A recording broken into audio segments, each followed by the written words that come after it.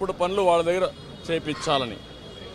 అదే సమయంలో మీరు చూస్తే బిఎల్ఓలుగా అంటే బూత్ లెవెల్ ఆఫీసర్స్ ఒకప్పుడు టీచర్లు చేసేవాళ్ళు, ఆఫీసర్లు చేసేవాళ్ళు.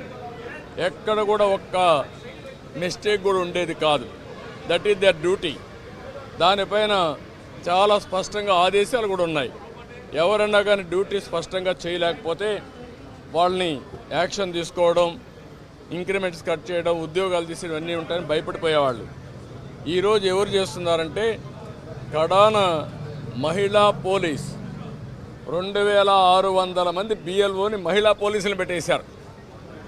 ఇది నాకు ఆశ్చర్యం వేస్తుంది. 83 నియోజకవర్గంలో మహిళా పోలీసులను బిఎల్ఓకి పెడితే వాళ్ళకి మహిళా పోలీసులకు ఏం తెలుస్తుంది ఇవన్నీ అంటే? ఇంకొక పక్క వై ఏపీ నీడ్స్ జగన్ అని కలెక్టర్ దగ్గర నుంచి అందరూ క్యాంపెయిన్లు చేస్తారు.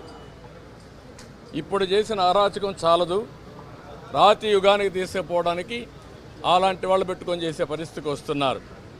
ఇవన్నీ మేము ఎక్స్ప్లెయిన్ చేసిన తర్వాత వారికి మా మీద కానీ జనసేన మీద కానీ దగ్గర 6000 నుంచి 7000 కేసులు మా మీద పెట్టారు. ఒక్క పొంగునూరులో ఒక కేసులో 250 మంది పెట్టారు. 200 మంది పైన జైలుకు పోయి వచ్చారు. ఇప్పుడు బైండ్ ఓవర్ కేసులు పెడుతున్నారు. అంటే నీ మీద కేసు ఉంది, పోలీసు వాళ్ళు నోటీస్ ఇస్తారు, ఎంఆర్ఓ దగ్గర సరెండర్ కావాలి అంటే మళ్ళీ బెదిరించడం. ఎలక్షన్లో ఎవరిని పని చేయనీయకుండా నిర్వీర్యం చేయడానికి, లేకపోతే మళ్ళా వాళ్ళని అరెస్ట్ చేయడానికి ప్రయత్నం చేసే పరిస్థితి వచ్చారు.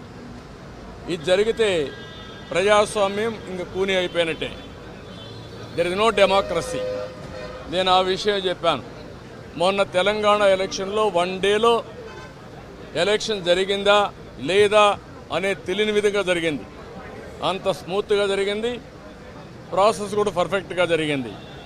ఈరోజు ఆంధ్రప్రదేశ్లో అక్కడ ఇంత ఓటర్స్ ఎన్యూమరేషన్ ఫ్రాడ్ జరిగిందని, బిఎల్ఓలు తప్పులు చేశారని, టీచర్లు తీసేశారని ఎక్కడ కంప్లైంట్స్ లేవు.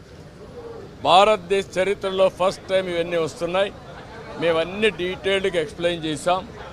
ఓపికగా విన్నారు, చాలా ఫర్మ్గా కూడా చెప్పారు. మేము ప్రజాస్వామ్యాన్ని